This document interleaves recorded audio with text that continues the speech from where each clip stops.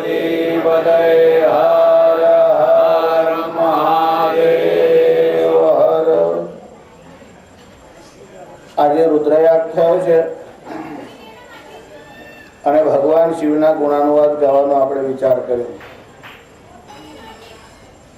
ભગવાન શિવનું જે સાહિત્ય કે ચરિત્ર છે, લીલા એટલી બધી વિસ્તારથી લખાયેલી છે.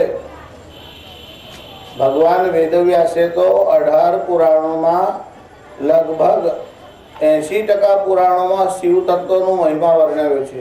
શિવ પુરાણ તો સ્વતંત્ર છે જ, પણ લિંગ પુરાણ પણ છે અને સ્કંદ પુરાણ કે જેમાં 88,000 શ્લોક છે તેમાં પણ શિવ મહિમા ઠસોઠસ ભરેલી છે. ભાગવતજી જેવા ગ્રંથમાં પણ શિવનો મહિમા અને શિવનું ચરિત્ર ખૂબ વિસ્તારથી છે. વચ્ચે એક કાળ એવો આવ્યો જેમાં સાંપ્રદાયિક જડતા વધી અને કેટલાક લોકો આવું સમજવા લાગ્યા કે બીજા દેવતાઓનું નામ ન લેવાય, પ્રસાદ ન લેવાય. એના માટે તુલસીદાસજીએ બહુ પ્રયત્ન કર્યો. રામચરિત માનસમાં શૈવ અને વૈષ્ણવોના એક કાળે ઝઘડા થતા હતા. હવે એ ઝઘડા ઘટ્યા છે. ઝઘડા ઘટવાનું કારણ સમજણ આવી છે એવું નથી, કોઈને રસ જ નથી. જેને જે માનવું હોય તો માને, જોઈ તો જાય, બધા પોતામાં મસ્ત છે. સમજણને કારણે એકતા થાય તે વધારે આવશ્યક છે. એટલે તુલસીદાસજીએ રામચરિત માનસમાં, આમ તો આખું ચરિત્ર રામજીનું જ છે, છતાં પણ એમને આરંભ કર્યો ત્યારે ભગવાન શંકરને મંગલાચરણમાં જ યાદ કર્યા કે ભવાની શંકરૌ વંદે શ્રદ્ધા વિશ્વાસ રૂપિણૌ યાભ્યામ વિના ન પશ્યંતિ સિદ્ધા સ્વાંતસ્થમીશ્વરમ. ભગવાન શંકરની સ્તુતિ કરી એટલું જ નહીં, સ્વયં ભગવાન રામજીએ એવું કહ્યું કે શિવ સમાન પ્રિય, મને શિવના સમાન કોઈ પ્રિય નથી. જે મારી ભક્તિ કરે અને શિવનો દ્રોહ કરે તે મને સ્વપ્નમાં પણ ગમતો નથી. આવું રામજીનું વચન છે. ત્યારે તુલસીદાસજીએ તે કાળે સાંપ્રદાયિક ઝઘડાઓ મટાડવા માટે બહુ જ ભરસક પ્રયાસ કર્યો. શંકરની જે સ્તુતિ કહેવાય તે શ્રુતિ, સ્મૃતિ, ઇતિહાસ અને પુરાણ. શ્રુતિ એટલે વેદમાં ભગવાન શંકરનો મહિમા ખૂબ આવ્યો. તમે આજે કદાચ મંત્ર સાંભળતા હશો, એ મંત્રમાં અષ્ટાધ્યાયી રુદ્રનો જે પાઠ કરે છે એમને ખબર છે કે યજુર્વેદમાં જે 16મો અધ્યાય છે એ અષ્ટાધ્યાયી રુદ્રીમાં 5મો અધ્યાય છે. એનું નામ નમસ્તે એટલા માટે છે, ઉપનિષદોમાં અને વેદમાં આવી પરંપરા છે. જેમ ઈશાવાસ્યમ શબ્દથી ઉપનિષદ શરૂ થાય એનું નામ ઈશાવાસ્ય ઉપનિષદ, કેન શબ્દથી શરૂ થાય એનું નામ છે કેનોપનિષદ. એમ નમસ્તેથી આ મંત્રનો એટલે આ અધ્યાયનો આરંભ થાય છે, એટલે એનું નામ જ નમસ્તે બોલવામાં આવે છે. એના પાઠની જુદી જુદી પદ્ધતિ છે. હમણાં યજ્ઞ અને કર્મકાંડના વિષયમાં વધારે જતો નથી, પણ શ્રુતિ એટલે વેદોમાં ભગવાન શિવનો મહિમા છે, પણ એટલો બધો વિસ્તારથી છે અને વેદ મંત્ર સર્વસાધારણ માણસ સમજી શકે એ થોડું કઠિન છે. એટલે વેદોનો જે સાર છે તે સાર લઈને જેમ દૂધનો સાર માખણ છે એમ વેદનો સાર શિવતત્વ છે. અને એ શિવતત્વને ભગવાન શંકરાચાર્યે બહુ સરળ ભાષામાં સમજાવ્યું. એનું નામ જ છે વેદ સાર શિવસ્તવ. એટલે વેદોનો સાર શિવ છે અને વેદના સાર એવા શિવ તત્વ અને જે સ્તવનમાં ગાવામાં આવ્યું તેનું નામ છે વેદ સાર શિવસ્તવ. વેદોનો સાર શું છે, વેદોનું તાત્પર્ય શું છે, દર્શન શાસ્ત્ર સારી ચર્ચા કરે છે. બધામાં એક જ વાતનો વિચાર કરવામાં આવે છે કે દુઃખની આત્યંતિક નિવૃત્તિ થાય. આત્યંતિક નિવૃત્તિ એટલે જરા પણ દુઃખ રહે જ નહીં. જ્યાં સુધી જીવન હોય ત્યાં સુધી સંઘર્ષ હોય, અને સંઘર્ષ હોય એટલે 3માંથી એક પ્રકારની આપત્તિ હોય. કોઈને કાયિક એટલે શારીરિક હોય, કોઈને ચિત્તની, કોઈને વિત્તની અને કોઈને પિત્તની. 3માંથી એક પ્રકારની પીડા હોય. ચિત્તની એટલે સાયકોલોજીકલ, માનસિક સમસ્યાઓ જેને કહેવામાં આવે છે તે ચિત્તની. વિત્તની એટલે ફાઇનાન્શિયલી, કોઈને આર્થિક સમસ્યા હોય. અને પિત્તની એટલે આયુર્વેદના દૃષ્ટિથી વાત, પિત્ત અને કફ આ 3ના પ્રકોપથી શરીરમાં ગરબડ થાય છે. એટલે કોઈને વિત્તની, કોઈને ચિત્તની અને કોઈને પિત્તની 3માંથી એક પ્રકારની પીડા કોઈ પણ જીવને હોય છે. પણ 3માંથી એકે પ્રકારની પીડા ન રહે, માનસિક દુઃખ પણ ન રહે, કોઈ પણ પ્રકારનું દુઃખ જ ન રહે, દુઃખની આત્યંતિક નિવૃત્તિ, આમ તો એ અસંભવ જેવું કહેવાય. એનું કારણ છે કે દુઃખ હોય જ ના એવું બને જ નહીં. જીવ માત્રને કંઈક ને કંઈક દુઃખ હોય અને જે સજીવ હોય એને જ દુઃખની અનુભૂતિ થાય. આ દિવાલ છે એને સુખ થતું નથી, એને દુઃખ પણ થતું નથી. જળ વસ્તુ હોય એને દુઃખ અને સુખ બંને ના થાય. અને જે મહાત્માઓ હોય કે જે ઉન્મની અવસ્થામાં જાય તે પણ સુખ અને દુઃખથી પરે જાય છે. પણ દુઃખથી આત્યંતિક નિવૃત્તિ તમારે કરવી છે કે દુઃખ કાઢી જ નાખવું છે તો કેવી રીતે કાઢશો? કહે છે કે કોઈ વસ્તુનું પહેલા નિદાન કરવું પડે, એનું કારણ જાણવું પડે. જેમ કે તમને કોઈ રોગ હોય તો એનું કારણ શોધવું પડે કે કયા કારણથી આ રોગ છે. એનું મૂળ એટલે કારણ ખબર પડે તો રોગનો નાશ થાય. એવી રીતે દુઃખનું મૂળ કયું છે? તો વેદોમાં અને દર્શન શાસ્ત્રમાં એનો વિચાર કરવામાં આવ્યો કે દુઃખનું મૂળ અજ્ઞાન છે. અજ્ઞાનને કારણે દુઃખ છે. અજ્ઞાન કયા કારણથી છે? તો કહે છે કે દરેક જીવ પોતાને જીવ અને આ દેહ છે એવું સમજે છે. એવી જે સમજણ છે એ સમજણ ખોટી છે. તમારી આઈડેન્ટિટી એટલે તમારો પરિચય તમને નથી અને સાચો પરિચય નથી. એટલે હું કોણ એવો વિચાર આપણે ત્યાં કરવામાં આવ્યો છે. એના ઉપર રમણ મહર્ષિએ ખૂબ ચિંતન કર્યું છે. એમને 50 વર્ષ સુધી નૈષ્ઠિક બ્રહ્મચર્ય, તપ અને મૌનથી અરુણાચલની ગુફામાં રહ્યા. પછી જ્યારે જ્યારે કોઈ પ્રશ્નોત્તરી થઈ ત્યારે એમને આ વિષયનો વિચાર કર્યો કે હું કોણ, આનો વિચાર કરવાની આવશ્યકતા છે. ત્યારે આવો વેદોનો સાર જેમાં છે એનું નામ છે વેદ સાર શિવસ્તવ. જેમ કે તમારા મનમાં એવો વિચાર આવ્યો કે આ કોલસો છે એને કાળો છે તો આપણે એને સફેદ કરવો છે. તમે એને દૂધથી ધો તો એ સફેદ થાય કરો. તમે એને સાબુમાં પલાળી રાખો તો એ સફેદ થાય કરો. તમે એને ગમે તેટલો ધો પણ એ સફેદ થાય નહીં. પણ તમે સંકલ્પ કર્યો કે ના મારે એની કાળાશ કાઢવી જ છે તો પહેલાં તમારે શોધવું પડે કે કોલસામાં કાળાશ આવી કેવી રીતે.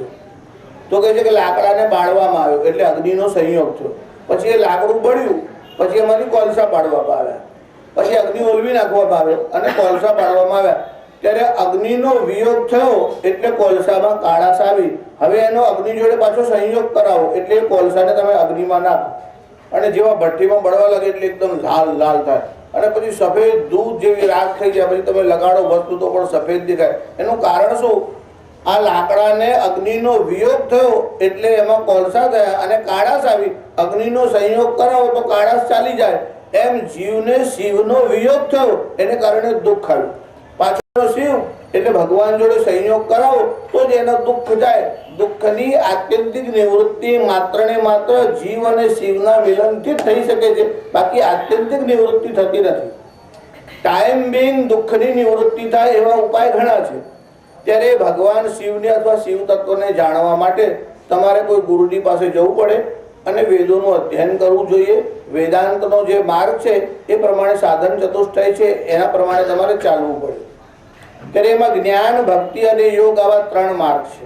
જ્ઞાન માર્ગથી પણ શિવ તત્વને જાણી શકાય, યોગ માર્ગ વડે જાણી શકાય અને ભક્તિ માર્ગ વડે જાણી શકાય.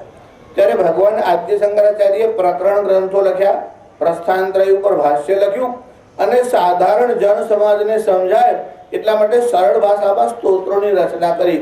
એમાંનું એક સ્તોત્ર એટલે વેદ સાર શિવસ્તવ. એમાં વેદોનો સાર છે. એમાં ભગવાન શિવનું વર્ણન કર્યું, સ્તવન કર્યું. એ સ્તવન કર્યું ત્યારે સ્તવન કરવાનો દરેકનો પોતાનો એક ઢંગ હોય છે. આચાર્ય શ્રી સરળ ભાષામાં લખે ને તો પણ એમાં દર્શન શાસ્ત્ર એટલે તત્વજ્ઞાન આવી જ જાય. એમાં ઉત્તર મીમાંસામાં જે વસ્તુની મીમાંસા કરી છે તે તત્વ એમાં આવી જ જાય. એનું કારણ છે કે જે માણસનો જેવો સ્વભાવ હોય એ પ્રમાણે એ વાત કરતો હોય છે. થોડા વર્ષ પહેલા અમે ટ્રેનમાં આવતા હતા. થોડા લોકો ત્યાં બેઠેલા હતા. થોડા અવૈદિક સંપ્રદાયના લોકો પણ બેઠેલા હતા. એટલે અમારી એમની જોડે ચર્ચા છેડાઈ ગઈ. ચર્ચા છેડાઈ ગઈ એટલે કેટલાક લોકો આનંદ લેતા હતા. ચર્ચા ચાલતી હતી એટલે એમાં ખંડન મંડન બધું જ ચાલે. કોઈ તર્ક કરે, કોઈ તર્ક કરે અને અમારી પાસે બધા જ વસ્તુઓના સમાધાન હોય છે. ત્યારે બધા વિવિધ પ્રકારના લોકો ટ્રેનમાં હોય એટલે ત્યાં બધા ઘણા લોકો બેઠેલા હતા. કોઈ મહારાજ પણ બેઠેલા હતા. બહુ પ્રસન્ન હતા. એમને કીધું કે ગુરુજી જે બોલે છે ને એ વેદ વચન છે, સત્ય વચન છે. એમના મનમાં સદભાવ થયો એટલે એમને એવું એક પોતાનું સ્ટેટમેન્ટ લીધું કે એમનું સત્ય વચન છે. એની બાજુમાં એક પટેલ બેઠેલો. એ મહારાજ તો તલવારની ધાર જેવી વાત ચાલે છે કે ફાટ લઈને કાપી નાખે છે. બંનેને સ્તુતિ જ કરવી હતી. પેલા કીધું કે મહારાજનું સત્ય વચન છે, વેદ જેવું વચન છે. પેલો કહે છે મહારાજની વાણી તો તલવારની ધાર જેવી છે. સ્તુતિ બંને કરે છે. એક ત્રીજો વેપારી બેઠો હતો. મારા તમે લાખ રૂપિયાની વાત કરી. એક ચોથો બેઠેલો તો નામ પૂછે કરતાર સિંહ. महाराज का क्या दिमाग है, 15 हॉर्स पावर का है. હવે સરદારજી ટ્રક ચલાવે એટલે એને સ્તુતિ બધાએ ચારે સ્તુતિ કરી, પણ સ્તુતિ કરવાનો ઢંગ જુદો જુદો. સ્તુતિ કરનાર કોણ છે એના ઉપર ડિપેન્ડ છે. હવે આચાર્ય શ્રી સ્તુતિ કરતા હોય તો વેદ તો સાર ના આવે તો બીજું શું આવે? એ ઊંઘમાં પણ બોલતા હોય, સહજ વાત કરતા હોય તો પણ એમાં વેદોનો સાર જ ટપકતો હોય. ત્યારે એમને આરંભ કર્યો ત્યારે લખ્યું પશુનામ પતિમ પાપનાશમ પરેશમ ગજેન્દ્રસ્ય કૃત્યમ વસાનમ વરેણ્યમ જટાજૂટ મધ્યે સ્ફુરદ ગાંગવારીમ મહાદેવમેકમ સ્મરામિ સ્મરારી. પશુનામ પતિમ પાપનાશમ પરેશમ. ભગવાન શંકર કેવા છે? પશુનામ પતિ એટલે પશુના પતિ છે, એટલે ભગવાન શંકરનું એક નામ પશુપતિ છે. હવે સાધારણતઃ તમે પશુ એટલે 4 પગ વાળા એવું સમજો છો કે પશુ એટલે ઢોર, આપણે ગુજરાતીમાં કહીએ છીએ. એટલે પશુના પતિ હોય તો આપણા પતિ ખરા કે નહીં? એટલે આપણે પશુ ખરા કે નહીં? એટલે પશુનો અર્થ ખાલી ચતુષ્પાદ પ્રાણી એવું તમે સમજતા હોય તો ખોટું છે. શાસ્ત્રીય પરિભાષા સમજો તો જ તમે આ વસ્તુને પકડી શકો. એટલે આપણે ત્યાં આખું એક પાશુપદ વિજ્ઞાન છે. અને શિવ પુરાણમાં પાશુપદ એક કાશ્મીરી શૈવમત પણ છે, એક પાશુપદ મત પણ છે. જો તમે લોકો શિવ મહિમનો સ્તોત્ર ઘણીવાર તમે આ પૂજામાં બેસો છો, તમે આ સ્તોત્રને બધું સાંભળતા હોય છે. એમાં પુષ્પદંતે આ જેટલા પ્રકારના સંપ્રદાય છે ને એ બધાનો ઉલ્લેખ કર્યો કે ત્રયી સાંખ્યમ યોગ. એમાં ત્રયી એટલે વેદત્રયી, સાંખ્ય, યોગ, પાશુપતમ અને વૈષ્ણવ એટલે પાશુપત મત અને વૈષ્ણવ મત. આવા બધા ભિન્ન ભિન્ન મતો છે અને દરેક પોતાની રુચિ અનુસાર જે તે સંપ્રદાયમાં જાય અને જેમાં જતો હોય તે શ્રેષ્ઠ છે એવો તે દાવો કરતો હોય. બધાની રુચિ જુદી જુદી છે. રુચિ નામ વૈચિત્ર્યાદ રુજુ કુટિલ નાના પથજુસામ. અને રુચિ અનુસાર રુજુ કુટિલ કોઈ સરળ માર્ગથી જાય ને કોઈ કુટિલ એટલે વાંકા ચૂકા માર્ગથી જાય. પાણી ગમે તે માર્ગથી જાય પણ છેવટે તો એ સમુદ્રમાં જ પહોંચે છે. એમ ગમે તેની સ્તુતિ કરો છેવટે તો તમારે શિવ તત્વમાં જ પહોંચવાનું છે. જ્યાં સુધી જીવ શિવને પ્રાપ્ત ન કરે ત્યાં સુધી એના લક્ષ્યની પૂર્તિ થતી નથી, ત્યાં સુધી એનો ભટકાવ ચાલુ ને ચાલુ જ રહે છે. દરેક વસ્તુ એના મૂળ કારણમાં પાછી મળે ત્યારે જ શાંત થાય છે. જીવ ક્યારે શાંત થાય? એક જ ઉપાય, અને તે એટલે શિવ તત્વ. જેમ કે તમે જમીનમાંથી એક પથ્થરને ઉપાડો, પછી એને તમે આકાશમાં નાખો. હવે આકાશમાં નાખવા માટે તમારે પ્રયત્ન કરવો પડે ઉપર નાખવા માટે, પણ નીચે લાવવા માટે તમારે પ્રયત્ન નહીં કરવાનો, એની મેળે નીચે આવે. એનું કારણ શું? એ પથ્થર ભૂમિ પૃથ્વી તત્વમાંથી બને છે, એટલે એ પાછો પૃથ્વી તત્વમાં જ આવીને મળે. વરસાદનું પાણી કૂવામાંથી આવે, તળાવમાંથી આવે, નદીમાંથી આવે, સરોવરમાંથી આવે, બધું આકાશમાં જાય અને છેવટે તો પાછું પડે પૃથ્વી ઉપર જ અને પાછું સમુદ્રમાં જ જાય. ત્યારે બધું જળ ભરીને સમુદ્રમાં જ જાય.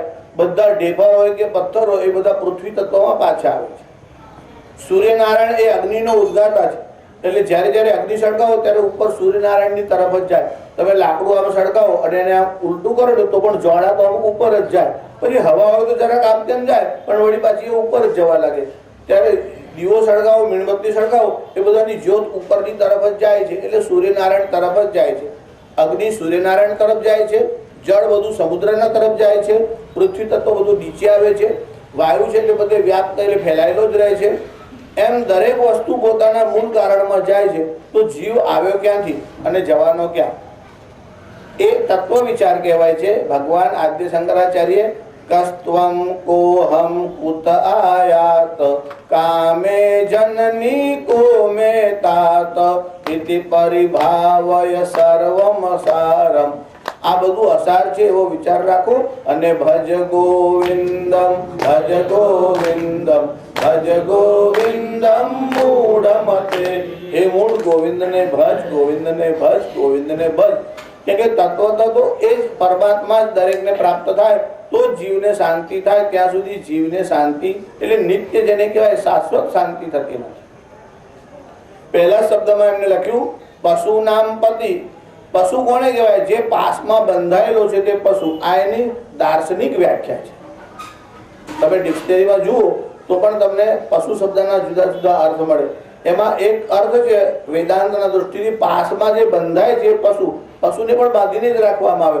જો ઘોડા હોય, ગાય હોય, ભેંસ હોય, બધાને બાંધીને જ રાખવામાં આવે છે.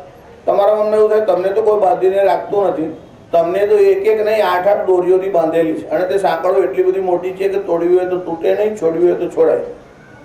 એ 8 પ્રકારના પાસથી જીવ માત્ર બંધાયેલો છે. એ 8 પાસ કયા છે? આ 3 વસ્તુઓનો વિચાર એમાં કરવામાં આવે છે.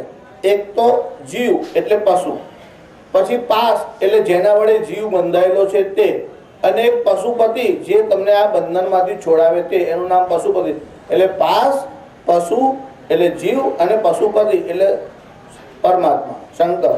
એટલે જીવ, શિવ અને બંધન, આ 3નો વિચાર પાશુપત મતમાં કરવામાં આવે છે. એ જે પાસ છે તે અજ્ઞાનને કારણે છે, પણ એવા પાસ કેટલા છે, એવા કેવા પ્રકારના છે? તો કહે છે 8 પ્રકારના પાસથી જીવ માત્ર બંધાયેલા છે. ઘૃણા, શંકા, ભયમ, લજ્જા, જુગુપ્સા, ચેતિ, પશ્ચિમી, કુલમ, શીલમ, જાતિ, રીતિ, અષ્ટપાસા, પ્રકીર્તિતા. આ 8 પ્રકારના પાસથી જીવ બંધાયેલો છે. જીવ માત્રમાં આ 8 પ્રકારના વિકાર અને વૃત્તિઓ રહેલી છે. કોઈ જીવ એવો ન હોય કે એમાં વિકાર ન હોય. કોઈ કદાચ સારો હોય તો સાત્વિક વિકાર હોય, પણ વિકાર તો હોય છે. વિકાર એ જીવ માત્રમાં હોય છે. અને આ 8 પ્રકારના પાસ વેદાંતમાં વર્ણવેલા છે. ઘૃણા એટલે તિરસ્કાર. તમને કોઈ વસ્તુ ન ગમતી હોય એના માટે તમારા મનમાં ઘૃણાનો ભાવ આવે, તિરસ્કારનો ભાવ આવે. તમે ખાતા હોય કોઈને વોમિટ થાય તો તમારા મનમાં તિરસ્કાર થાય, આને લઈ જા, બહાર લઈ જા. તો ઘૃણાનો જે ભાવ છે તે રહે છે. એનો અર્થ કોઈ એવો ન કરે કે એવું થાય તો રહેવા દેવું, ખસાડવું નહીં, સ્વચ્છતા ન રાખવી, એવો અર્થ થતો નથી. પણ ઘૃણાનો અર્થ જુદો છે. કોઈ જીવના માટે પણ તમારા મનમાં તિરસ્કાર થાય. તમારું કોઈ નુકસાન કરી ગયો તો તમારા મનમાં તિરસ્કારનો ભાવ આવે. તમે રોજ પાઠ કરો ખરા, જપ કરો ખરા, ઉપવાસ અને વ્રત કરો, પણ આ પાસાઓ જે છે ને એ તો દૃઢતા દૂર થતા રહે છે. દોરીઓ વધારે ગાંઠ પર ગાંઠ મારતા જ જાઓ છો. ઘૃણા, શંકા, એવી રીતે માણસના મનમાં શંકા છે. બહુ જપ કરે, બહુ તપ કરે, પછી કઈ આપત્તિ આવે, કઈ નુકસાન થાય, તમારા કોઈ પ્રિય વ્યક્તિનું મરણ થાય એટલે વિચાર આવે કે ના ભગવાને આવું કર્યું, મેં તો આટલું બધું જપ કર્યો, આટલા બધા કર્મ કર્યા, આટલા બધા સત્કાર્યો કર્યા, તો પણ એનું ફળ આ જ મળ્યું, છેવટે આ જ થયું. તમને ઈચ્છિત વસ્તુ ન મળે એટલે તમારા મનમાં આ પ્રકારનો ભાવ આવે છે. અને ઈશ્વર માટે પણ તમારા મનમાં શંકા થાય છે. જો ભગવાન હોય તો આવું કેમ થયું? ત્યારે ભગવાનને લોકો હેલ્પર સમજી બેઠા છે. જેમ ગાડી તમારી ખરાબ થઈ જાય, પછી પેલો મેકેનિક હોય ને તો ગાડીથી નીચે ઘૂસે, પછી એ તો અંદર હોય એટલે પેલા કે પાનું લાવ, પકડ લાવ, એટલે પેલો માગે ને પેલો આપ્યા કરે. એમ ઈશ્વર પાસે આ બધું માગ્યા કરે, આ આપો, તે આપો, સંતાન આપો, નોકરી આપો, બઢતી આપો, સ્વાસ્થ્ય આપો. અને એમાંનું કંઈ ના મળે એટલે પેલા તરત બહુ પડેલા કઈ મરી ગયો છે. પણ હવે ઈશ્વર જોડે તો તમારે આવું બોલાય ને. પણ મનમાં, તમારા મનમાં આવો ભાવ થાય છે કે ઈશ્વર હશે ખરા? કદાચ ના હોય, આપણે આખી જિંદગી રામ રામ કરીને કશું ફળ જ ના મળે તો આવી મનમાં કોઈક વાર શંકા નિર્માણ થાય છે. એક પ્રકારનો પાસ છે, બંધન છે. ઘૃણા, શંકા, ભયમ, જીવ માત્રને ભય છે. શાનો ભય છે? ભવિષ્યનો ભય છે. તમે કરોડપતિ છો, પછી કોઈની દશા જોઈ કરોડપતિ છે અને એક જ દિવસમાં કેળાની લારી ફેરવતો થઈ ગયો. કાલ સુધી તો કરોડપતિ હતો ને આજે કેળાની લારી ફેરવે છે, હવે એકદમ શું થયું? તો કે એકદમ પ્રારબ્ધ જેવું પલટાઈ ગયું, આવી આપત્તિ થઈ, આવી આપત્તિ થઈ, કોઈ મોટું નુકસાન થઈ ગયું. ત્યારે મનમાં ભય થાય કે આપણી પાસે આ છે તે ટકશે ખરું? 2 પ્રકારનો ભાવ માણસના મનમાં આવે છે. એક અસ્થિ અને પ્રાપ્તિ. આ કંસની 2 પત્નીઓના નામ છે. અસ્થિ એટલે છે, બેંક બેલેન્સ જોયો પછી રાજી રહે, ના હજુ વાંધો નહીં આવે, આમ તો આવા ખર્ચા તો કઈ નીકળી જાય, કશો વાંધો ના. અસ્થિ છે. અને પ્રાપ્તિ, હવે આવવાના છે ને, મહિના પછી બીજા આવી જાય છે એટલે એડજસ્ટ બધું થઈ જશે. આ બેનો જ વિચાર ચાલે છે અને આવશે, છે અને આવશે, અસ્થિ અને પ્રાપ્તિ. ત્યારે કંસ જે છે એ કશી ધાતુથી બન્યો એટલે એમાં હિંસાનો ભાવ આવે. એટલે આવવામાં કોઈ વિઘ્ન કરે ને એટલે આ સારો નકામો છે, આને કંઈ કરવું પડશે, એનો ઉપાય કરવો પડશે. એટલે તમારા સુખમાં બાધારૂપ થાય એના માટે તમારા મનમાં ઘૃણા આવે અને હિંસાનો ભાવ થાય. પણ તમારા મનનો એક પ્રકારનો ભય છે. કંસે પણ જ્યારથી ભવિષ્યવાણી સાંભળી ત્યારથી એના મનમાં ભય થયો. જીવને ભય થાય છે અને તે જુદા જુદા પ્રકારના છે. ભવિષ્યનો ભય છે. આ 3 વસ્તુઓનો 3 કાળ જોડે સંબંધ છે. એક તો ભય છે, એક શોક છે. માણસ જ્યારે ભૂતકાળમાં જાય ને ત્યારે એને શોક થાય. ભૂતકાળનો વિચાર કરે, ઓ ત્યારે આવું થયું, આ સાલમાં આવું થયું, આવું થયું. શાસ્ત્રીજી શું કહું તો હું હતો એટલે ટક્યો, બીજો મારી જગ્યાએ હોત તો કુદીને કુવામાં પાર લાવી દીધું હતું. એટલે તું બહુ અધૂર હોય ત્યાં સારું કામ કર્યું, બીજો હોત તો જા, તું ના ગયો સારું, નહીં તો વડોદરાનું શું થાય. એટલે જીવના મનમાં એવા તરહ તરહના વિચારો આવે છે, તરહ તરહની ભાવનાઓ થઈ છે. આ તરંગો ચિત્તમાં ઉડતા જ હોય છે. આવું બધા વાણીથી બોલે એવું કશું નહીં, આ બધું મનમાં ચાલતું હોય છે, અંદર ચાલતું હોય છે. તો ભગવાને વ્યવસ્થા રાખી છે કે કશું દેખાય નહીં. બાકી કેટલાક લોકોને જો તમને એમ લાગે આની જોડે બેસાય ના, બાજુમાં બેઠો તો વિચારતો હોય કે આનું કરી નાખું, હવે તમને દેખાઈ જાય તો શું થાય? એ નથી દેખાતું એ ઈશ્વરની કૃપા છે. કેટલીક વસ્તુ ભગવાને અંશીલ રાખી છે અને કેટલીક વસ્તુ પ્રત્યક્ષ દેખાય. એવી રીતે કર્મના ફળ જે છે એ પણ બધા દેખી શકાતા નથી. ઘણી વાર લોકો યજ્ઞ કરે, યજ્ઞ કરે એટલે એમાં ઘી હોમે, દૂધ હોમે, એમાં પાછા કેટલાક બહુ રેશનાલિસ્ટ લોકો હોય, આ બધો બગાડ કરવા બેઠા છે. એના કરતાં ગરીબોને આપી દેતા હોય તો આટલું બધું ઘીમાં યજ્ઞ નાખી દીધું, શું ફાયદો? અને આખા હિન્દુસ્તાનમાં તો કેટલા યજ્ઞ ચાલતા હશે, ઓહો, હજારો ડબ્બા ઘી અગ્નિમાં નાખી દે, એના કરતાં કોઈના મોડે જાય તો.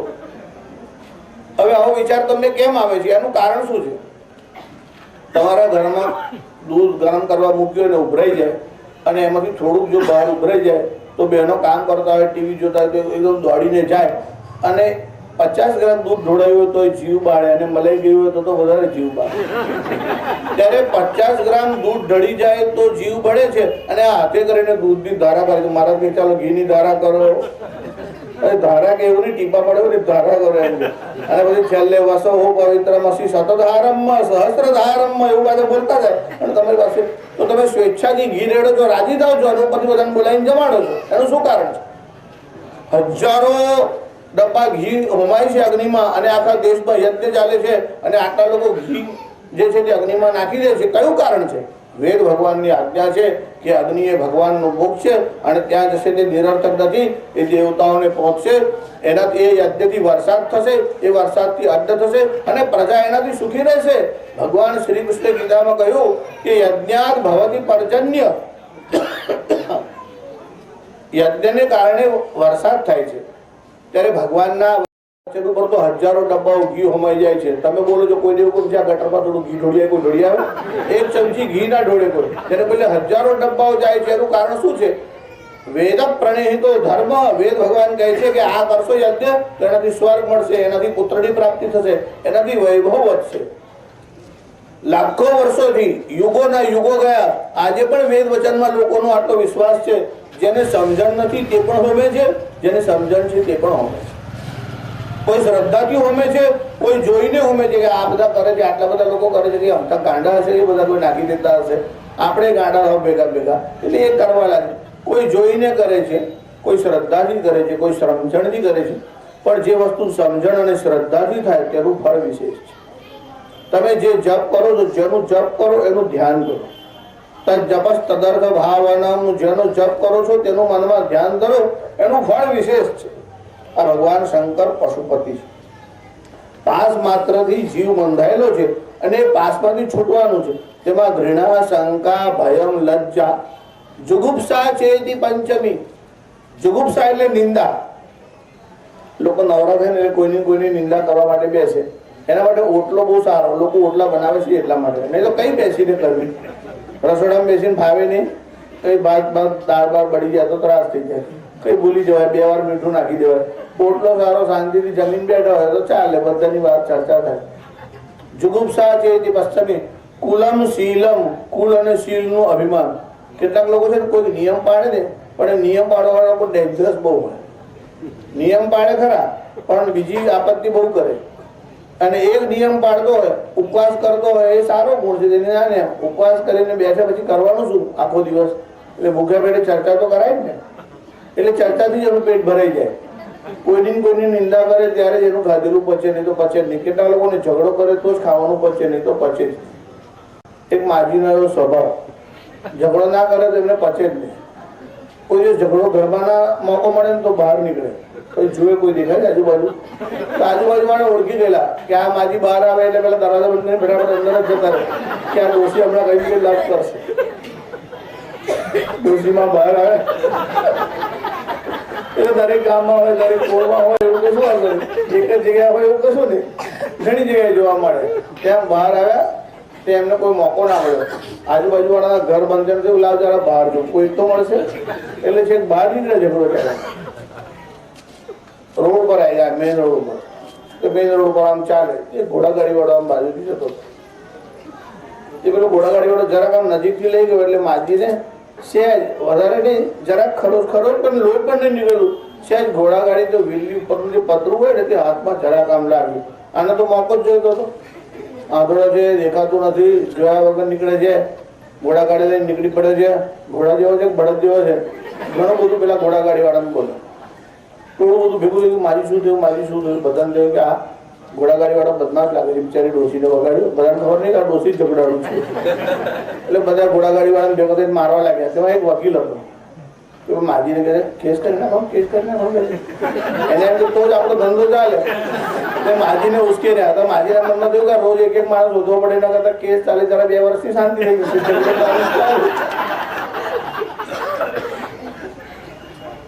એટલે ત્યાં આગળ માજીને લઈ ગયા. વકીલે કીધું કે જજ સાહેબ તમારે કંઈ પૂછે ને તો બહુ જવાબ આપવો નહીં, આડું અવડું બોલવું નહીં, જરા ધ્યાન રાખીને બોલવું. એટલે કોર્ટમાં લઈ ગયા. જજ સાહેબે પૂછ્યું કે માજી શું થયું? એમ કે આ ઘોડાગાડીવાળો જો કે છે કે મને વગાડીને ગયો, જોતો જ નથી. એટલે પેલા ઘોડાગાડીવાળાને બોલ્યા કે ભાઈ શું થયું? મેં માજીને કીધું તો મેં મારી સાંભળતા જ નતા કહે. એટલે જજ સાહેબે પૂછ્યું તમને મારી સંભળાય છે બરાબર? મને તો સંભળાય છે, પણ હા થોડો છે એને દેખાતું નથી. તો કહે છે કે વાંક કોણ છે? વાંક તો એનો જ છે એમ કે. ત્યારે પેલો ઘોડાગાડીવાળો માજી મેં તમને કીધું ને ખસો ખસો ખસો, તે તો 2 વાર કીધું તું કે. જજ સાહેબે 2 વાર કીધું તને 22 વાર કે 2 વાર કે સમજવું તો જોયું કે નહીં. એમ કેટલાક લોકોનો સ્વભાવ એવો હોય, ઝઘડો કરે, નિંદા કરે તો જ ખાધેલું પચે. ઘૃણા, શંકા, ભયમ, લજ્જા, જુગુપ્સા ચેતિ પશ્ચમી, કુલમ, શીલમ, જાતિ, રીતિ. કોઈને જાત અને રીતભાત હોય ને તેનો બહુ આગ્રહ હોય. એમાં લગ્નમાં છે ને 2-4 લોકો તો ઝઘડો કરવા માટે કંઈ બહાનું રીત રિવાજ શોધી જ નાખે. આવું કરવું જોઈએ તો આવું ના કર્યું, આવું ના કર્યું, ગમે તેટલું કર્યું હોય તો કંઈક ને કંઈક શોધી જ નાખે. આ 8 પ્રકારના પાસ છે. અને પાસ એટલે બંધન. બંધનમાં રહેવાનું કોઈને ગમતું નથી, પણ જેના પર ભગવાન શિવની કૃપા થાય એ પાસમાંથી છૂટે છે. પણ જે પાસમાંથી છૂટેલા ભક્તો છે ને તે બીજાઓ છૂટે એવો પ્રયત્ન કરે છે. થોડા વર્ષો પહેલા એક ઘટના બની, સત્ય ઘટના એવી હતી કે એક કારાગૃહમાંથી કેદમાંથી એક છોકરો છૂટીને ભાગી ગયો. મોકો મળ્યો. ઉંમર બહુ નથી, 18-20 વર્ષની ઉંમર હતી. કોઈ સાધારણ ગુનામાં સંડોવાઈ ગયો એટલે જજે કીધું હશે કે 2 મહિના 3 મહિનાની સજા, પણ મોકો મળ્યો એટલે જેલમાંથી છૂટી નાસી ગયો. સંધ્યાકાળનો સમય હતો અને નાના ગામની જેલ હતી. એટલે એને એમ કે ગામની બહાર જતો રહું તો વાંધો નહીં. એટલે ગામની બહાર આવ્યો, ત્યાં ખેતરમાં એક ઝોપડો હતો. હવે ભાગીને આવેલો એટલે ત્યાં કંઈ ખાવા મળેલું નહીં. એટલે ભૂખ લાગેલી, મનમાં વિચાર કર્યો કે અહીંયા કદાચ કંઈ ખાવાનું મળી જશે. એટલે જે ઝોપડું હતું તેમાં ગયો. તે ઘરમાં 2-4 લોકો હતા, 2 મોટા લોકો હતા, 2 બાળકો હતા. તેને કીધું કે હું બહારથી આવ્યો છું, મને કંઈ ખાવા મળ્યું નથી, તમારી પાસે કંઈ ખાવાનું હોય તો મને આપો. એટલે પેલા જે વૃદ્ધ હતા ને તેની આંખમાં આંસુ આવ્યા કે ભાઈ સાચી વાત તો એ છે કે અમે લોકો સવારથી ભૂખ્યા બેઠા છે. અને આ વર્ષ એવું ફેર ગયું છે ખેતીમાં, તે વખતે મહેસૂલ લેવામાં આવતો, આ ખેડૂતો પાસેથી ઉઘરાવતા. તો આની એવી શક્તિ નહોતી કે મહેસૂલ ભરી શકે. એટલે જપ્તી માટેનો પણ એને નોટિસ મળી ચૂકી હતી કે થોડા વખત તમારી જમીન છે તે જપ્ત કરી લેવામાં આવશે. તે વખતે એટલે આ વર્ષો પહેલાની ઘટના છે. એટલે પેલા છોકરો જે જેલમાંથી ભાગીને આવ્યો હતો એને પેલા વૃદ્ધને પૂછ્યું કે તમારે કેટલું મહેસૂલ ભરવાનું છે? તો કે ભાઈ 40 રૂપિયા. હવે તે દિવસે તો 40 રૂપિયા બહુ મોટી રકમ કહેવાતી. ત્યારે છોકરાએ કીધું તમે એક કામ કરો, હું જેલમાંથી ભાગીને આવ્યો છું, તમે મને પકડાઈ દેશો ને તો તમને 50 રૂપિયા ઇનામ મળશે, તમારું 40 રૂપિયાનું મહેસૂલ ભરાઈ જશે અને 10 રૂપિયા ખર્ચી પાટે ચાલશે. પેલાના મનમાં વિચાર્યો ચાલો આને હું પાછો પકડાઈ દઉં, આ ભાગીને માર છૂટીને આવે છે એને ફરી પાછું જેલમાં પૂરી દેશે. ભાઈ અમારા માટે તું આવું શા માટે કરે છે? ભલે છૂટીને આવ્યો કશો આવે, મારે તને નથી પકડાવો. છોકરાએ બહુ જ આગ્રહ કર્યો કે તમે મને પોલીસને પાછું સોંપી દો અને તમને 50 રૂપિયા ઇનામ મળશે. એને પાછો સોંપી દેવામાં આવ્યો, 50 રૂપિયા ઇનામ મળ્યું. પેલા 40 રૂપિયા એની મહેસૂલના ભર્યા. એ છોકરાનો કેસ ચાલ્યો એટલે જજે એની તપાસ કરી કે આ ભાગી ગયો હતો તો એને કેવી સજા કરવી. એટલે એનો સાક્ષી કોણ છે આ ભાગી ગયો? તો જેને ત્યાં ગયો તો તેને બોલાવવામાં આવ્યો. જજે બધી ઘટના પૂછી તો કે છે હા મારે ત્યાં જમવા માટે આવ્યો હતો પણ મારે ત્યાં કંઈ હતું નહીં અને મેં કહ્યું કે મારી પાસે મહેસૂલના પૈસા નથી. એટલે એને કીધું મને પકડાવી દો. ત્યારે જજના મનમાં એવો વિચાર આવ્યો કે જે બાળકના મનમાં આવી ભાવના છે કે બીજાનું દુઃખ જોઈને પોતે પકડાવવા માટે તૈયાર થયો છે, એના ગુનાની તપાસ કરતા ખબર પડી કે સાધારણ ગુનામાં જ ખોટા સાક્ષીને કારણે આ માણસને 2 મહિનાની સજા થઈ છે. એની સજા ઓછી કરી દીધી અને ગામવાળાએ ભેગા થઈ અને પેલા ખેડૂતને પણ આવતા વર્ષનું મહેસૂલ ભરી શકાય એવી વ્યવસ્થા કરવામાં આવી. તાત્પર્ય એવું કે બધા લોકોને પાસ બંધનમાંથી છૂટવાની ઈચ્છા થાય, પણ જેના મનમાં બીજા માટે કરુણા છે એ પોતે બંધાઈને જાય છે. એમ સંતો કોઈ સંસારમાં કૃપા કરવાના માટે તે પણ આપત્તિઓ વરે છે, પણ સંસારના જીવોને દુઃખમાંથી મુક્ત કરે છે. શિવની કૃપા હોય તો જ આ સંભવ થઈ શકે છે. ત્યારે એવા 8 પ્રકારના પાસા છે અને પશુપતિ કહેતા ભગવાન શંકરની કૃપામાંથી એ પાસ એટલે બંધનમાંથી મુક્તિ થઈ શકે છે. એ ભગવાન કેવા છે? પશુનામ પતિમ પાપનાશમ પરેશમ. પાપનાશમ, ભગવાન શંકર પાપનો નાશ કરવા વાળા. શિવ પુરાણમાં એક કથા આવે છે, તમે લોકોએ બ્રહ્માના માનસ પુત્રના નામ સાંભળે છે. એવું બ્રહ્માના મનમાંથી પહેલા એક કન્યાનો જન્મ થયો, એનું નામ હતું સંધ્યા. જ્યારે સૃષ્ટિના આરંભમાં માનસ પુત્રની એટલે માનસી સૃષ્ટિ નિર્માણ થઈ ત્યારે સંધ્યાનો જન્મ થયો. જન્મ થતા જ એને પોતાના માનસ ભાઈઓ જે છે એટલે બ્રહ્માના માનસ પુત્ર અને આ માનસ પુત્રી એટલે પેલા એના ભાઈ કહેવાય, પેલા ઋષિઓ. ત્યારે ઋષિઓને જોયા પછી એના મનમાં વિવાહની ઈચ્છાનો વિચાર આવ્યો. કોઈ વાર નાના બાળકો હોય ને, 3 વર્ષના હોય, 5 વર્ષના હોય, પછી કે ચાલો આપણે રમીએ, એટલે કે મમ્મી પપ્પા રમીએ. પછી એના ભાઈને કે તું પપ્પા તો હું મમ્મી દઉં. એને એવું ખબર ના હોય કે મમ્મી અને પપ્પાનો સંબંધ કેવી રીતે થાય છે. આવી સમજણ બાળકોને હોતી નથી. એટલે બાળકો જ્યારે આવો ખેલ કરતા હોય ત્યારે એમાં પાપની ભાવના હોતી નથી, પણ બાળકના મનમાં આવો વિચાર આવે એટલે એ પણ મમ્મી થાય એટલે પર્સ ઘરમાંથી લઈ આવે, પછી આમ ખભા ઉપર લટકાઈ જાય, હું મમ્મી છું, એવો ખેલ છોકરાઓ કરતા હોય છે. આ સંધ્યાનો હજુ બાલ્યાવસ્થા હતી અને માનસ પુત્રને જોયા પછી એના મનમાં વિચાર આવ્યો કે આપણે વિવાહ કરીએ.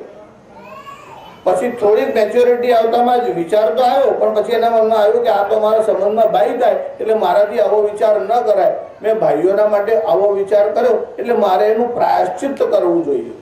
આજકાલ લોકો ધર્મના ભાઈ બનાવે, ધર્મની બહેન બનાવે અને પછી એમનો વ્યવહાર જે છે તે ધીરે ધીરે બગડતો જાય છે. ધર્મનો ભાઈ હોય, બહેન હોય, પુત્ર હોય, પુત્રી હોય તો પણ એકાંતમાં એક આસન ઉપર ન બેસવું અને સ્પર્શ ન કરવો, આવી શાસ્ત્રની મર્યાદા છે. જો તમે એકવાર મર્યાદા ચૂકો તો અનર્થ વધે છે. પછી જ્યારે આ સંધ્યાને ખબર પડી કે મેં તો આવો વિચાર કર્યો, આ તો મારા ભાઈ કહેવાય, મારાથી એમના માટે આવો વિચાર ન થાય એટલે મારે પ્રાયશ્ચિત કરવું જોઈએ. એટલે ચંદ્રભાગા નદી જ્યાંથી નીકળે છે એ પર્વત ઉપર ગઈ અને ત્યાં એને તપશ્ચર્યા કરવાનો વિચાર કર્યો કે આના માટે હું પ્રાયશ્ચિત કરું.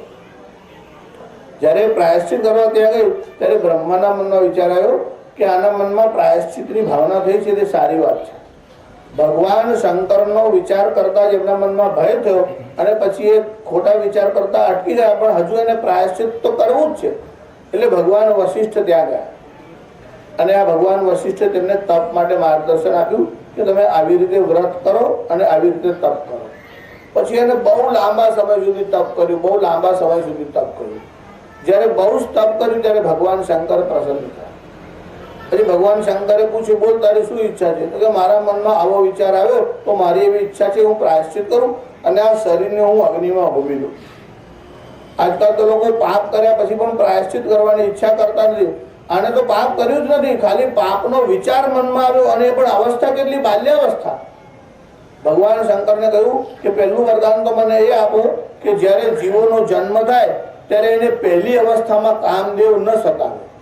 એટલે એક બાલ્યાવસ્થા હોય, એક કૌમાર અવસ્થા હોય, પછી યુવાન અવસ્થા હોય અને વૃદ્ધાવસ્થા હોય.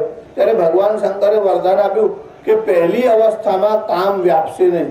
એટલે યુવાન અવસ્થામાં કામ સતાવશે અને કોઈકને વૃદ્ધાવસ્થામાં પણ ખોટા વિચારો આવી શકે છે અને કૌમાર અવસ્થામાં પણ કૌમાર અવસ્થાના અંતમાં કદાચ કામની ભાવના થાય. એટલે 16 વર્ષ પહેલા તો કામની ભાવના ન થવી જોઈએ. જો એ પહેલા થતી હશે તો તમારી માનસિક વિકૃતિ, તમારો સંસર્ગ, તમારું હેરિડિટી અને તમારો ખોરાક આમાં કંઈક કમી હોય તો જ આ બધું બનતું હોય છે. જે લોકોએ સાયકોલોજી અને સેક્સોલોજીનો અભ્યાસ કર્યો હોય તેને જ અમુક વસ્તુ ધ્યાનમાં આવે, બાકી બધા લોકો સમજી ન શકે. પણ એટલી વાત નક્કી છે કે જીવ માત્રમાં કામની ભાવના હોય છે, એટલે પ્રાણીઓમાં પણ હોય છે, એ પણ વંશ વિસ્તાર કરે છે. જો માણસમાં કામની ભાવના ન હોય તો સંસાર ચાલે જ નહીં, કોઈને પુત્ર પુત્રી થાય જ નહીં. એટલે કામની આવશ્યકતા છે પણ એના પર અંકુશ આવશ્યકતા છે. તમે ઘોડો રાખો તો લગામ રાખો છો, ઊંટ હોય તો નકેલ રાખો છો, હાથી હોય તો અંકુશ રાખો છો. દરેક જગ્યાએ અંકુશ અને લગામ કે બ્રેકની જરૂર હોય છે. એમ કામ સંયમની આવશ્યકતા છે. જો કામ કાયમ વ્યાપ્ત રહે તો એનાથી અનર્થ વધતા જાય છે. આ સંધ્યાના મનમાં ખાલી આવો વિચાર આવ્યો તો પણ એને ઘોર પ્રાયશ્ચિત કર્યું. ભગવાન શંકરને કહ્યું મારે આ શરીરને અગ્નિમાં હોમી દેવું છે અને મારે પ્રાયશ્ચિત કરવું છે.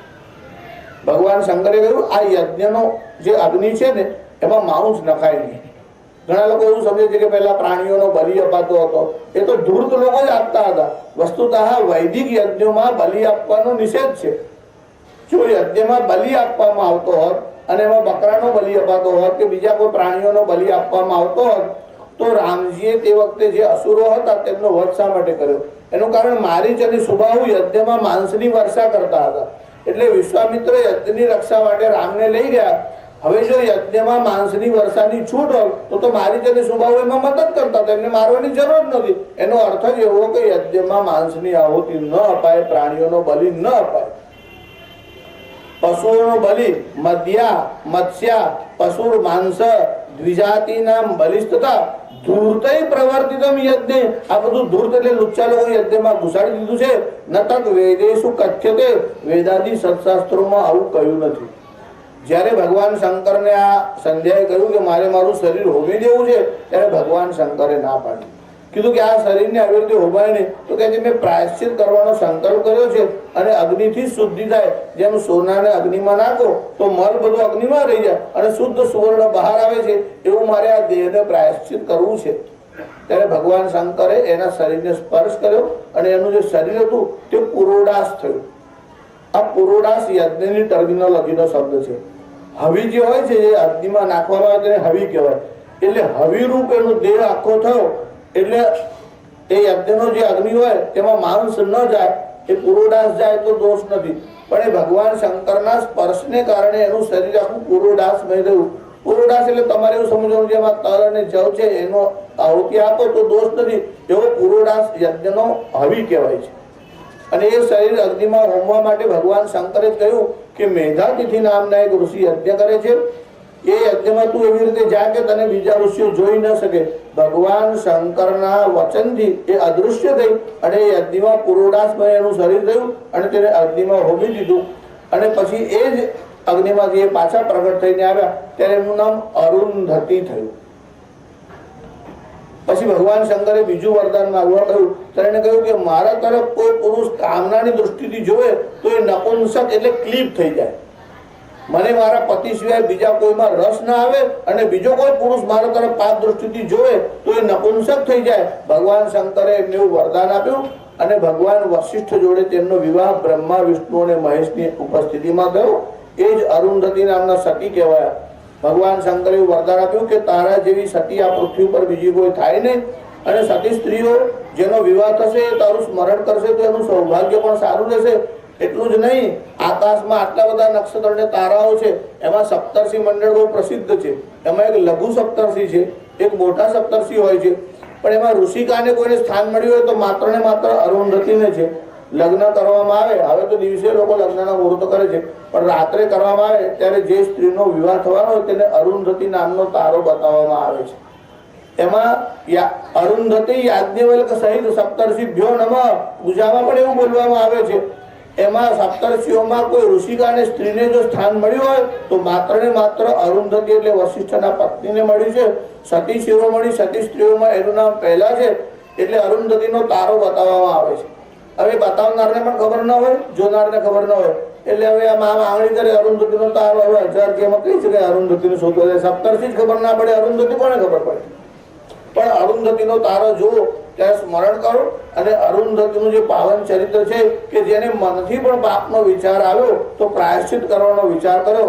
ત્યારે ભગવાન વશિષ્ઠ એમને કહ્યું કે તમારાથી અજાણતા થયું છે અને માનસિક પાપ છે એટલે આવા ઘોર પ્રાયશ્ચિતની જરૂર નથી. છતાં હું તમને એક મંત્ર કહું છું. તમે કોઈને મનથી પિતા માનતા હોય, પુત્રી માનતા હોય, ભાઈ માનતા હોય અને તમારા મનમાં પણ ખોટો વિચાર આવે તો તમારે આ મંત્ર વડે પ્રાયશ્ચિત કરવું જોઈએ. ઓમનો સંપુટ આપી અને ભગવાન શંકરનું નામ બોલી અને ઓમ શંકરાય નમઃ ઓમ, ઓમ શંકરાય નમઃ ઓમ એ મંત્રનો આ સંધ્યાએ પાઠ કર્યો અને બીજા જન્મમાં અરુંધતી થઈને આવ્યા. ભગવાન વશિષ્ઠના તે પત્ની થયા. એ અરુંધતીનું સ્મરણ કરવામાં આવે છે. ત્યારે તાત્પર્ય એવું કે જેનાથી માનસ પાપ થયું હતું, ભગવાન શંકરની કૃપાથી એના પાપનો પણ નાશ થયો અને સતી સ્ત્રીઓમાં એનું નામ શ્રેષ્ઠ કહેવાયું. ત્યારે ભગવાન શંકર કેવા છે? પાપનો નાશ કરવા વાળા છે. કે પશુનામ પતિમ પાપ નાશમ પરેશમ ગજેન્દ્રસ્ય કૃત્યમ વસાનમ વરેણ્યમ. ગજેન્દ્રસ્ય કૃત્યમ, ગજેન્દ્ર ગજ એટલે હાથી અને કૃત્ય એટલે ચર્મ ચામડું. ગજેન્દ્રસ્ય કૃત્યમ એટલે હાથીનું ચામડું. વસાનમ એટલે ધારણ કરવા વાળા, હાથીનું ચામડું ધારણ કરવા વાળા ભગવાન શંકર જે છે ને એ જે ચર્મ લપેટે છે તે હાથીનું છે. ગજેન્દ્રસ્ય કૃત્યમ વસાનમ વરેણ્યમ. આ ગજેન્દ્રસ્ય કૃત્યમ એટલે હાથીનું ચામડું ભગવાન શંકરે કેમ લપેટ્યું એની પણ શિવ પુરાણમાં કથા છે. કથા એવી છે, તમે લોકો આ સ્તોત્રનો પાઠ કરો છો ને એમાં એક મહિષાસુર મર્દિની સ્તોત્ર છે. ઘણી વાર બ્રાહ્મણો પૂજામાં બોલતા જય જય હે મહિષાસુર મર્દિની રમ્ય કપર્દી વિષય સુધી. એમાં મહિષાસુર મર્દિની એવું એક દેવીનું નામ છે. ત્યારે મહિષાસુર જે હતો ને એનો ત્રાસ વધ્યો એટલે દેવતાઓએ દેવીને પ્રાર્થના કરી કે અમને આના ત્રાસમાંથી છોડાવો. એટલે દેવીએ મહિષાસુરનો વધ કર્યો. હવે આ મહિષાસુરનો પુત્ર ગજાસુર હતો. આ ગજાસુરના મનમાં વિચાર આવે કે મારા પિતાનો વધ દેવતાઓને કારણે આ દેવીએ કર્યો છે, હું એના વેરનો બદલો લઈશ એવો વિચાર આ ગજાસુરના મનમાં આવ્યો. એટલે આ ગજાસુરે દેવતાઓને બહુ ત્રાસ આપવા માંડ્યો. એટલે દેવતાઓ બધા ભેગા થયા અને બ્રહ્મા પાસે ગયા અને બ્રહ્માને કહ્યું કે આ ગજાસુરનો ત્રાસ બહુ વધ્યો છે, તમે અમને આ ગજાસુરના ત્રાસમાંથી છોડાવો. પછી એને બ્રાહ્મણોને ત્રાસ આપવા મળ્યો. પછી એને ભગવાન શિવના ગણોને ત્રાસ આપવા મળ્યો. એટલું જ નહીં, એને એવું વરદાન માંગ્યું, બ્રહ્મા તપ કરવા ગયો અને બ્રહ્મા પ્રસન્ન થયા કે વરદાનમાં અત્યારે એને એવું વરદાન માંગ્યું બ્રહ્માના પાસે કે જે સ્ત્રી કે પુરુષ કામને આધીન થતા હોય તે મને મારી ન શકે. ત્યારે કામને આધીન ન હોય એવો પુરુષ તો સંસારમાં શોધવો મુશ્કેલ છે. એટલે ટૂંકમાં મને કોઈ મારી ન શકે એવું એનું વરદાન થયું કે જે સ્ત્રી અને પુરુષ કામને આધીન થાય તે મારો વધ ન કરી શકે. એટલે બધાને રંજાડવા લાગ્યું. એટલે ભગવાન શંકરની નગરી કાશી છે ત્યાં ગયો. કાશંતે ઇતિ કાશી, જે પ્રકાશમાન છે, જે જ્ઞાનની નગરી છે. શિવનો અર્થ જ્ઞાન થાય છે અને શિવ શબ્દનો એક અર્થ કલ્યાણ થાય છે. જ્ઞાન વડે જીવોનું કલ્યાણ થઈ શકે છે. ત્યારે એને જ્ઞાનનો નાશ કરવા માંડ્યો અને કલ્યાણકારી જે કાર્યો હતા તેમાં બાધા ઊભી કરવા માંડ્યો. એટલે ગજાસુરનો ત્રાસ બહુ વધ્યો અને ભગવાન શંકરને આ દેવતાઓએ પ્રાર્થના કરી કે એને એવું વરદાન માંગ્યું છે કે જે સ્ત્રી અને પુરુષ કામને વશ હોય તેનાથી હું ન મરું. એટલે આપના સિવાય આને કોઈ મારી ન શકે. કે ભગવાન શંકર તો કામહારી એટલે કામના શત્રુ છે. એટલું જ નહીં, કામદેવનું દહન બાળી નાખ્યો તો ભગવાન શંકરે એવી કથા આગળ આવશે. તાત્પર્ય એવું કે ભગવાન શંકરને પ્રાર્થના કરી એટલે ભગવાન શંકર ત્યાં પ્રગટ થયા. પછી ગજાસુર અને ભગવાન શંકરનો યુદ્ધનો સંગ્રામ થયો. ભગવાન શંકર પર બહુ તીર છોડવા માંડ્યા, બાણ છોડવા માંડ્યા. પણ ભગવાન પાસે જે ધનુષ્ય છે એનું નામ છે પિનાક. એટલે ભગવાન શંકરનું એક નામ છે પિનાક પાણી. એમને એટલા બધા તીર છોડ્યા કે સામેથી જે તીર આવતા હતા તેના તલતલ જેટલા ટુકડા થઈ જાય એવું ભગવાન શંકરે કહ્યું. પછી આ તલવાર લઈને જ્યારે ભગવાનની સામે ઘસીને આવ્યો ત્યારે ભગવાન શંકરે પોતાનું ત્રિશૂળ ઉપાડ્યું. ભગવાન શંકરના હાથમાં જે શસ્ત્ર છે એનું નામ છે ત્રિશૂળ. શૂલ એટલે પીડા. આ કાંટો તમને ખૂપી જાય તો એનાથી પીડા થાય છે તમને. શૂલ એટલે જેનાથી પીડા થાય તે. અને જીવ માત્રને ત્રિશૂલ, 3 પ્રકારની શૂલ એટલે પીડા થાય છે. તેમાં આધ્યાત્મિક, આધિભૌતિક અને આધિદૈવિક 3 પ્રકારની જીવોની પીડા છે. એ 3 પ્રકારની પીડાને જે ભેદી નાખે એવું આ ત્રિશૂલ છે. એનાથી અસુરોનો વધ થાય છે, આસુરી વૃત્તિ નષ્ટ થાય છે. ત્યારે ભગવાન શંકરે પોતાનું ત્રિશૂલ લઈ અને આમ આકાશમાં છોડી અને વળી પાછું પોતાના હાથમાં પકડ્યું. અર્થાત ભગવાન શંકરને માટે તો આ રમત માત્ર હતી.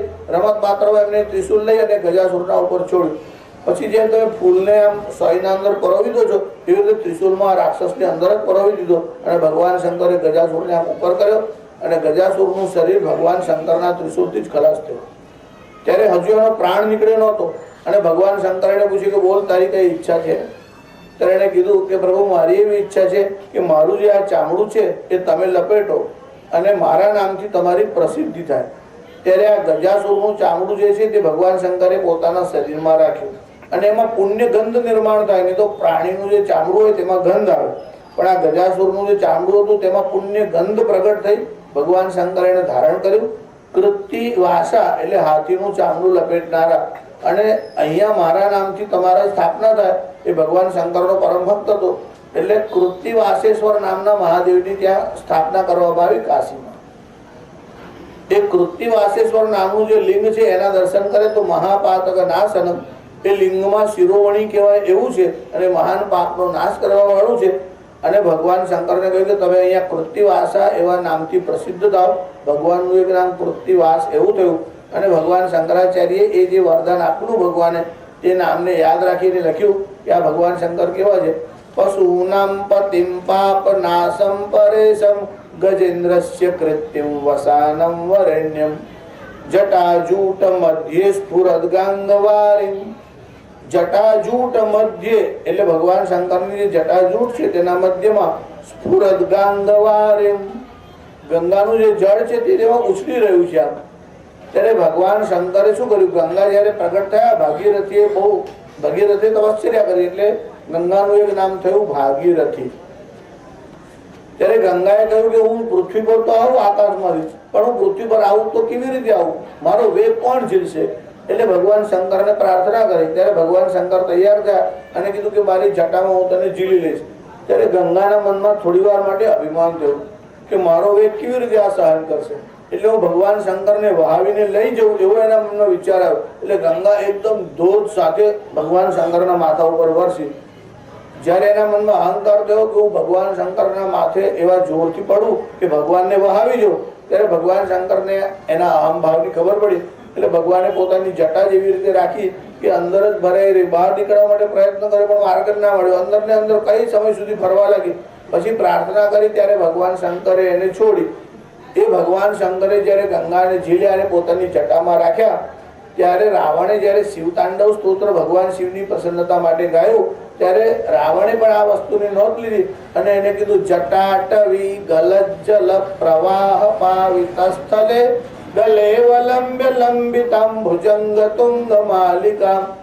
જટાટવી ગલજ્જલ, અટવી એટલે જંગલ, જેમાં માણસ અટવાઈ જાય એનું નામ અટવી છે. ત્યારે જટાટવી આ ભગવાન શંકરની જે જટા છે એ જંગલના જેવી છે જેમાં ગંગા અટવાઈ ગઈ. જટાટવી ગલજ્જલ, એમાંથી ગળતા રહેલો એટલે ઝરતો રહેલો જળનો જે પ્રવાહ છે એ પ્રવાહ જ્યાં જ્યાં ગયો ત્યાં બધાને પાવન એટલે પવિત્ર કરતો ગયો. એવી ગંગાને તમે માથા ઉપર ધારણ કર્યું છે. જો પુરાણોમાં એનું ચિત્રણ એવી રીતે છે કે ભગવાન શંકરની એ સપત્ની છે, એટલે એક તો પાર્વતી છે અને બીજા ગંગા છે. પુરાણોની જે ભાષા છે તેના રૂપક સમજવા જેવા હોય છે. ગંગા કોને કહેવાય? ગમ્યતે પ્રાપ્યતે ભગવત પદમ એનસા ગંગા, જેનાથી ભગવત પદની પ્રાપ્તિ થાય તેનું નામ ગંગા છે. ગંગામાં તમે સ્નાન કરો એટલે કેટલી વસ્તુઓની પ્રાપ્તિ થાય છે કે રોગમ શોકમ પાપમ તાપમ હરમે ભગવતી કુમતી કલાપમ. એમાં રોગનો, શોકનો, તાપનો અને પાપનો આ ચાર વસ્તુઓનો નાશ થાય છે. ત્યારે શાસ્ત્રીજી આપણે ગંગામાં સ્નાન કરવા જોઈએ તો બધા પાપ નષ્ટ થઈ જાય. એકવાર ગંગાના મનમાં એવો વિચાર આવ્યો કે આટલા બધા પ્રજા અહીંયા આવે છે, આ બધું પાપ મારામાં ધોઈ ધોઈને જાય છે, એટલું બધું ભેગું થયું છે, હવે મારે ક્યાં રાખવું. એટલે સમુદ્રને પ્રાર્થના કરી કે આ હજારો ને લાખો લોકો આવે જ જાય છે, ગ્રહણને દાડે તો એટલી ભીડ હોય, લાખો લોકો સ્નાન કરવા આવે અને આ બધા આમાં પાપ ધોવે, એટલું બધું ભેગું થયું છે. સમુદ્રને પ્રાર્થના કરી કે તમે તો આટલા વિશાળ છો ને આમાં ખારા છો, થોડું આવશે તો હું વાંધું છું, તો તમારે મોકલી આવું. સમુદ્ર કીધું મોકલી આવ. એટલે ગંગાએ બધું પાપ સમુદ્રમાં મોકલી આપ્યું. એટલે સમુદ્રે સૂર્યનારાયણને પ્રાર્થના કરી તમે આટલા પ્રખર અને તેજસ્વી છો, બધા તો તપ કરે છે પણ તમે તો તપસ્વી છો, એટલે એક કામ કરો, જયારે આ બાષ્પીભવન થાય ત્યારે જળ લો ત્યારે જોડે જોડે થોડું પાપ બી લઈ લેજો ને. સૂર્યનારાયણે કીધું સારું. એટલે સમુદ્રમાંથી બાષ્પીભવન થયું ને ત્યારે જોડે જોડે પાપ બધું સૂર્યનારાયણે લીધું. સૂર્યનારાયણે વાદળાઓને કીધું કે જો ભાઈ આ બધું મારે રાખીને શું કરવું, તને આપું છું. વાદળાએ વિચાર કર્યો કે આપણે ચોમાસામાં જઈને પાછું જેનું છે એના છાપરે જઈને નાખ્યો, એટલે વરસાદમાં પાછું છે ત્યારે ગંગામાં પાપ ધોવાય તે વાત સાચી છે, પણ પાપ ધોવાયા પછી ફરી પાપ ન થાય એવો સંકલ્પ કરો તો જ એનું ફળ વિશેષ છે. એટલે પાપ ધોવાતું નથી એવું માનવાનું કારણ નહીં, પાપ ધોવાય છે ચોક્કસ જ વાત છે. ગંગાનું સામર્થ્ય જ એવું છે. ગંગાનું સામર્થ્ય કેવું છે? રસખાન નામનો એક કવિ થયો, તે મુસલમાન હતો, એને ડાયાબિટીસ હતો. ત્યારે એને ગંગાનો મહિમા સાંભળ્યો એટલે એને ગંગાજળનું પાન કર્યું અને ગંગાના કિનારા પર રેતીમાં સવારે સુઈ જાય અને સૂર્યનારાયણનો તાપ છે તે લે અને નિયમિત ગંગાજળનું પાવન કરવાથી, ભગવાન શિવનું સ્મરણ કરવાથી એનો ડાયાબિટીસ છે તે દૂર થઈ ગયો.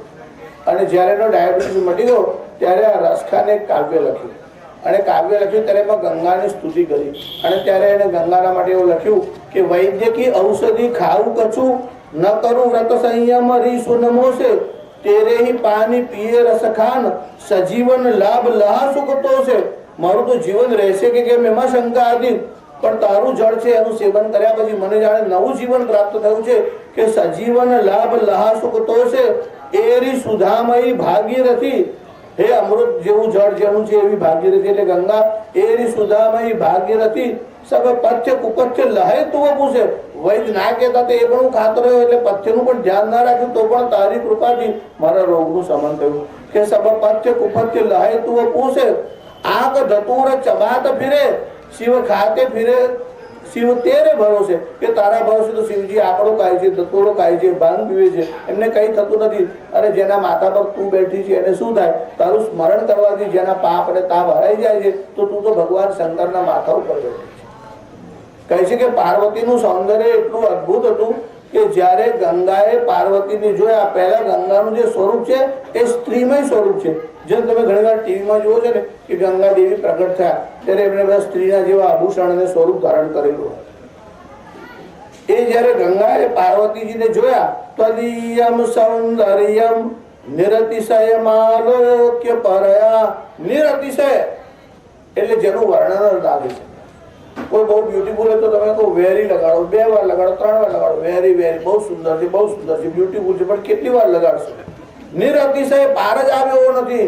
તદીયમ સૌંદર્યમ નિરતિશય માલોક્ય પરયા ભિયૈવાસિદ ગંગા જલમય તનુ શૈલ તનય.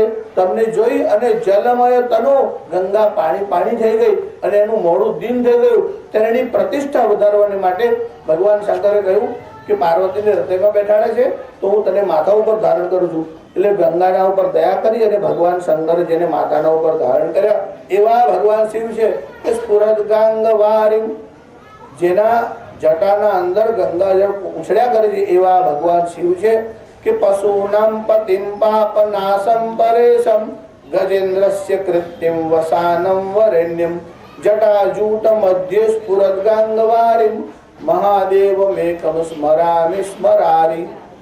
મહાદેવ મેકમ એવા એક શિવને ભગવાન શંકરને સ્મરામી એટલે હું સ્મરણ કરું છું.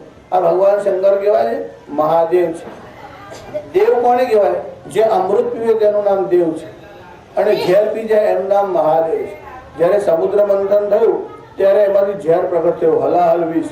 ત્યારે બધા દેવતાઓ ગભરાઈ ગયા કે જો આ વિષ ફેલાશે તો આ બ્રહ્માંડ રહેશે જ નહીં.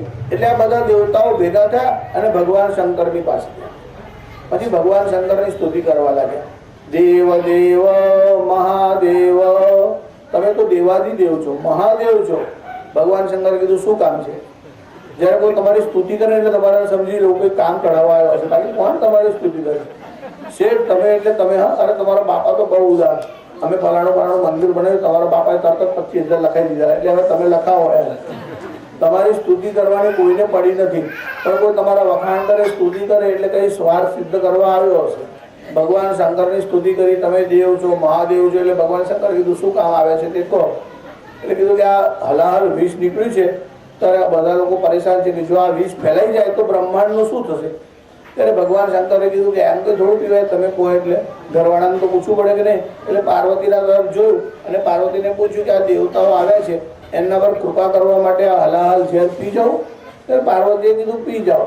તમને જો તમારા ઘરવાળા પૂછે કે માકડ મારવાની દવા પી જાઉં, તમારે મનનો વિચાર કરો. પાર્વતીએ સંમતિ આપી તો આપણે સંમતિ આપવામાં હું પાર્વતી? જો સવારમાં ઉઠો ને ત્યારે આટલી દેવીઓનું સ્મરણ કરવાનું. ઉમા ઉષા ચ વૈદેહી રમા ગંગેતિ પંચકમ. ઉમા એટલે પાર્વતી, ઉષા ઉષાકા, ઉમા ઉષા ચ વૈદેહી એટલે સીતા, રમા ગંગેતિ પંચકમ. રમા એટલે લક્ષ્મી અને ગંગા. જો સવારના પરમાં આમનું સ્મરણ કરો સૌભાગ્યમ વર્ધતે સદા. તે સ્ત્રીઓનું સૌભાગ્ય સારું રહે છે. જેનું સ્મરણ કરવાથી સૌભાગ્ય સારું રહે છે એ જગદંબાને તો ભય જ નથી કે એમનું સૌભાગ્ય ખંડિત થશે. એટલે પાર્વતીને ખબર છે કે કંઈ થાય જ નહીં. ભગવાન શંકર હલાહલ વિષ એટલે પી ગયા કે બાજુમાં પાર્વતી બેઠા છે. જેની બાજુમાં શક્તિ બેઠી હોય તેનો પ્રાણ હરવાની તાકાત કોણામાં છે? તવ જનની સૌભાગ્ય મહિમા, હે પાર્વતી તારા સૌભાગ્યનો મહિમા એવો છે કે બાકી બધી સ્ત્રીઓને ભય રહે કે એના પતિનું મરણ થાય, એક્સિડન્ટ થાય. એક તમારું સૌભાગ્ય એવું છે કે જેને કોઈ ભય જ નથી. અરે જેની બીજા ઉપર કૃપા થાય, એ મૃત્યુંજયની કૃપાથી પેલાનો પ્રાણ છે એની રક્ષા થાય, તો ભગવાન શંકરને શું થવાનું છે? એટલે આખી પૃથ્વીના પર કૃપા કરવાને માટે હલાહલ વિષ હતું તે ભગવાન શંકર પાન કરવા લાગ્યા. ભગવાન શંકર જયારે પીતા હતા ત્યારે બહુ ઝડપથી પીતા હતા. જલ્દી જલ્દી પીવા ગયા એમાં થોડાક ટીપા નીચે પડ્યા કે કોઈના પેટમાં ગયા, કોઈની આંખમાં ગયા, કોઈની જીભમાં ગયા. આ પટેલ લોકોની જીભમાં ગયા એટલે બોલે એટલે તમને ખબર જ પડે કે આ ભગવાન શંકરે જે વિષ પીધેલું તે જ ટપ્યો છે. હવે બધું મારાથી દૃષ્ટાંતમાં કહેવાય નહીં, પણ આ હલાહલ વિષ ભગવાન શંકરે પીધું. દદૌ કંઠે હાલા હલમ અખિલ ભૂગોલ કૃપયા, આખા પૃથ્વી પર કૃપા કરવાને માટે એમને હલાહલ વિષનું પાન કર્યું. એવા ભગવાન શંકરનું વિસ્તારથી ભગવાન શંકરાચાર્ય વર્ણન કર્યું છે. શ્લોકનો આપણે વિચાર કર્યો.